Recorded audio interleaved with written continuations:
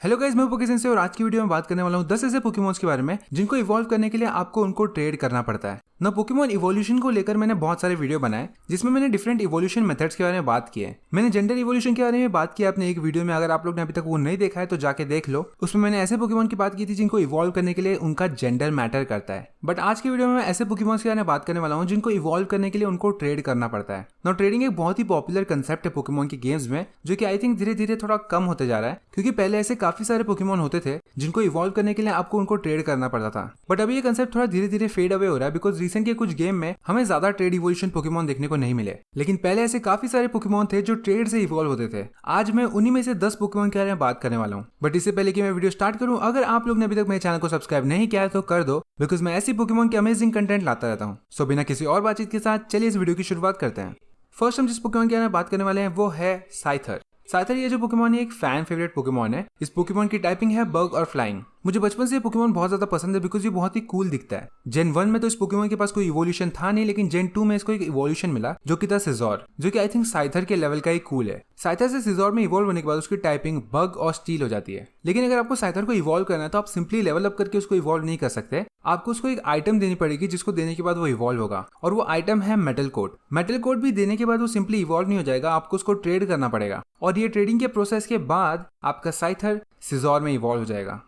Next जो Pokemon हमारी list पे आता है वो है ग्रेवलर। ग्रेवलर ये जो पोकेमॉन है इवोल्यूशन है जियोडूड का, और ये एक जेन 1 का पोकेमॉन है, यानी कि कैंटो रीजन का पोकेमॉन। इसकी टाइपिंग है रॉक और ग्राउंड, और इसका जो इवोल्यूशन है गोलम, वो मेरे हिसाब से जेन 1 के one of the strongest Pokemon में से है। तो ग्रेवलर ये जो पोकेमॉन है एक्चुअली जियोडूड से इवॉल्व होता है। जियोडूड को आपने ब्रॉक के पास भी देखा होगा। तो जियोडूड इसका फर्स्ट स्टेज है। इसके 3 स्टेज ऑफ इवोल्यूशन है, जिसमें से जो इसका सेकंड स्टेज इवोल्यूशन है वो है ग्रेवलर, और इसका जो फाइनल इवोल्यूशन है वो है गोलम। गोलम में इवॉल्व होने के बाद भी इसकी टाइपिंग रॉक और ग्राउंड ही रहती है। बट ग्रेवलर को गोलम में इवॉल्व करने के लिए आपको उसको ट्रेड करना पड़ेगा। इसके लिए आपको कोई आइटम देने की जरूरत नहीं है, बिकॉज जेन 1 में आइटम होल्ड करके इवोल्यूशन का मेथड नहीं था। आप इसको सिंपली ट्रेड करोगे तो ये ग्रेवलर से गोलम में इवॉल्व हो जाएगा। और इसको अलोला रीजन में भी एक फॉर्म मिला, अलोलन फॉर्म। उसमें इसकी टाइपिंग बदल जाती है, इसको इलेक्ट्रिक टाइपिंग मिल जाती है। लेकिन फिर भी अलोलन ग्रेवलर को अगर आपको गोलम में इवॉल्व करना है तो उसके लिए भी आपको ट्रेड करना पड़ेगा।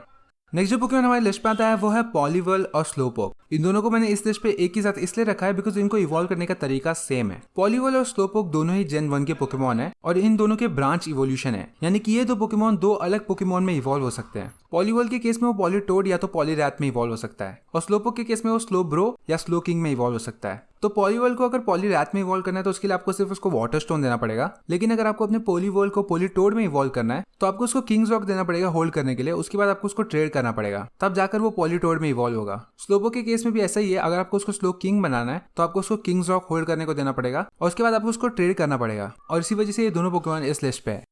नेक्स्ट जो पोकेमॉन हमारे लिस्ट पे आता है वो है इलेक्टाबज़ और मैग्मार। इलेक्टाबज़ और मैग्मार जेन 1 के पोकेमॉन है, और ये दोनों पोकेमॉन के बीच में कुछ तो रिलेशन है, बिकॉज इन दोनों पोकेमॉन को एक बेबी फॉर्म मिला जेन 2 में, और उसके बाद इन दोनों को एक इवोल्यूशन मिला जेन 4 में, और जो इवोल्यूशन का तरीका है वो भी काफी ज्यादा सिमिलर है दोनों पोकेमॉन का। तो इसी वजह से ऐसा लगता है कि इन दोनों के बीच में कुछ तो रिलेशन है। अगर इनके इवोल्यूशन मेथड की बात करूं तो इनको इवॉल्व करने के लिए भी आपको इनको ट्रेड करना पड़ेगा, लेकिन आपको इन दोनों को एक स्पेसिफिक आइटम देनी होगी। जैसे आपको इलेक्टाबज़ को इलेक्ट्राइजर देना पड़ेगा, और उसके बाद आप उसको ट्रेड करोगे तो वो इलेक्टावायर में इवॉल्व हो जाएगा, और मैग्मार को मैग्मोटार में इवॉल्व करने के लिए आपको उसको मैग्मराइजर देना पड़ेगा। उसके बाद आप उसको ट्रेड करो तब वो मैग्मोटार में इवॉल्व होगा। तो हाँ, इन दोनों पोकेमॉन को इवॉल्व करने के लिए भी ट्रेडिंग जरूरी है, इसलिए मैंने इन दोनों पोकेमॉन को भी इस लिस्ट पे रखा है।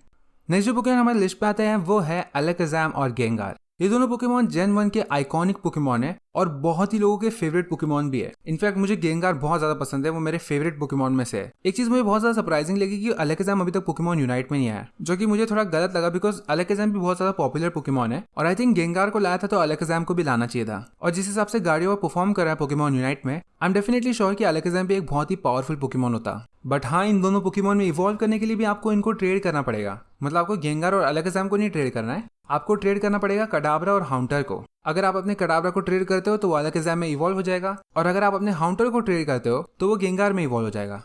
नेक्स्ट जो पोकेमॉन हमारे लिस्ट पे आता है वो है पॉलीगॉन। पॉलीगॉन भी जेन 1 का एक बहुत ही मिस्टीरियस पोकेमॉन है, जिसके बारे में हम लोग को अनफॉर्चुनेटली ज्यादा जानने को नहीं मिला। आई थिंक पॉलीगॉन का कंसेप्ट एक बहुत ही अच्छा कंसेप्ट है कि एक फ्यूचरिस्टिक काइंड ऑफ पोकेमॉन है, और इसी वजह से मुझे पॉलीगॉन बहुत ही ज्यादा पसंद भी है। पॉलीगॉन के इवोल्यूशन की बात की जाए तो पॉलीगॉन का जो इवोल्यूशन है वो है पॉलीगॉन 2। मैं डेफिनेटली श्योर हूँ कि पोकेमॉन की कंपनी ने इसका नाम सोचने में ज्यादा समय नहीं लगाया होगा। बट हाँ, अगर आपको अपने पोरीगॉन को पोरीगॉन 2 में इवॉल्व करना है तो आपको उसको एक आइटम देनी पड़ेगी जो कि है अपग्रेड। ये आइटम अगर आप पोरीगॉन को होल्ड करने को देते हो, उसके बाद अगर आप इसको ट्रेड करते हो तो पोरीगॉन 2 में इवॉल्व हो जाएगा। पोरीगॉन Z में भी इवॉल्व करने के लिए कुछ ऐसा ही तरीका है। आपको अपने पोरीगॉन 2 को डुबियस डिस्क देना पड़ेगा और वो आइटम देने के बाद आपको इसको ट्रेड करना पड़ेगा। उसके बाद ये पोरीगॉन Z में इवॉल्व हो जाएगा। तो हाँ, पोरीगॉन को भी इवॉल्व करने के लिए आपको उसको ट्रेड करना पड़ता है और इसी वजह से पोरीगॉन इस लिस्ट पे है।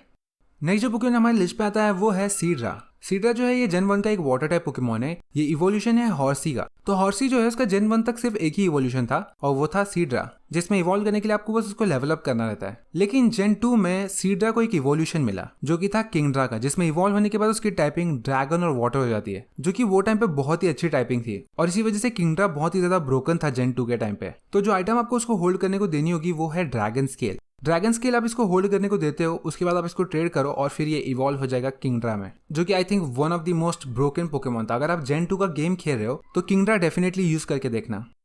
नेक्स्ट पोकेमॉन जो हमारी लिस्ट पे आता है वो है बोल्डोर। मेरे को यूनोवा रीजन के पोकेमॉन्स का डिजाइन इतना ज्यादा पसंद नहीं। कंसेप्ट मुझे बहुत सारे पोकेमॉन के पसंद है, लेकिन मैं डिजाइन का इतना बड़ा फैन नहीं हूँ। बट ऐसे गिने चुने कुछ पोकेमॉन है जिनके डिजाइन मुझे काफी ज्यादा पसंद है। उनमें से एक है रोगिनरोला और उसके पूरे इवोल्यूशन लाइनअप। रोगिनरोला ये जो पोकेमॉन है ये एक रॉक टाइप पोकेमॉन है और इसका इवॉल्व फॉर्म है बोल्डोर। बोल्डोर में इवॉल्व करने के लिए आपको इसको जस्ट लेवल अप करना है, उसके बाद ये बोल्डोर में इवॉल्व हो जाएगा। लेकिन इसका एक और इवोल्यूशन है जो कि है गिगालिथ, जिसका डिजाइन मुझे बहुत ही ज्यादा पसंद है। ऐसा समझ लो कि मतलब एक रॉक का कैसल बन गया है और इसी वजह से मुझे इसका डिजाइन बहुत ज्यादा पसंद है। और एक्चुअली मेरे पास इसका शाइनी फॉर्म भी था। भले मैं उसको गिगालिथ में इवॉल्व नहीं कर पाया, लेकिन मेरे पास एक शाइनी बोल्डोर था जब मैं first time Pokemon black and white खेला था तब। तो हाँ, अगर आपको अपने बोल्डोर को गिगालिथ में इवॉल्व करना है तो उसके लिए भी आपको इसको ट्रेड करना पड़ेगा। कोई भी आइटम आपको इसको होल्ड करने देने की जरूरत नहीं है, जैसा गेंगार और अलैकाज़ाम के केस में था। बट हाँ, मुझे गिगालिथ का शाइनी फॉर्म बहुत ही ज्यादा पसंद है, इसी वजह से मैंने उसको इस लिस्ट पे रखा है। नेक्स्ट जो पोकेमॉन हमारी लिस्ट पे आता है वो है स्वर्लिक्स। स्वर्लिक्स ये जो पोकेमॉन है एक फेरी टाइप पोकेमॉन है जेन 6 का, यानी ये कालो सीजन का। तो स्वर्लिक्स ये जो पोकेमॉन है इसका एक ही इवोल्यूशन है और वो है स्लर्पफ। स्लर्पफ को आपने पोकेमॉन के एनीमे में देखा होगा, वो मियाट के पास रहता है, जो कि राइवल रहती है सरीना की पोकेमॉन कॉन्टेस्ट में। तो अपने स्वर्लिक्स को अगर आपको स्लर्पफ में इवॉल्व करना है तो उसके लिए आपको इसको एक आइटम होल्ड करने को देनी पड़ेगी जो कि है विप ड्रीम। ये आइटम देने के बाद आपकी और इसकी फ्रेंडशिप बढ़ेगी और इसके बाद आपको इस पोकेमॉन को ट्रेड करना है और ट्रेड होने के बाद ये पोकेमॉन इवॉल्व हो जाएगा, यानी कि आपका स्वर्लिक्स जो है वो स्लर्पफ में इवॉल्व हो जाएगा। तो हाँ, जेन 6 के बाद से हमें ज्यादा ट्रेड इवोल्यूशन वाले पोकेमॉन देखने को मिले नहीं है, तो इसीलिए मैंने इस पोकेमॉन को इस लिस्ट पे रखा है।